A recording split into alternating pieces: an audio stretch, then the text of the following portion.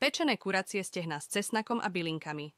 K ich príprave SPOM použila následovné suroviny: 8 kusov kuracích stehien s kožou, 8 strúčikov cesnaku, 4 vetvičky tymiáni, 1 vetvička rozmarínu, 2 hrste petržlenovej vňati, 1 hrst bazalky, 80 gramov, amsla, soľ mletá, sladká paprika, cierne korenie, troška oleja. Pripravíme recept takto: cesnak, lístky tymianu, rozmarínu, bazalky a petržlenovej vňate nasekáme alebo rozmixujeme nadrobno.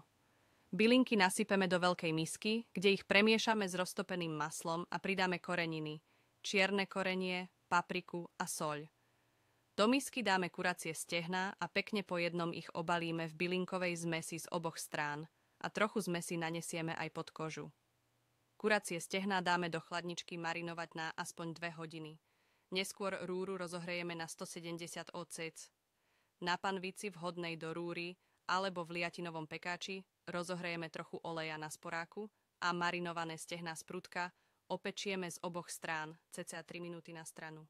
Stehná zakrieme pokrievkou a dáme piec na hodinu do rúry 170 oC. Potom ich odokrieme, dobre polejeme uvoľneným výpekom a dopečieme ešte cca 20 minút.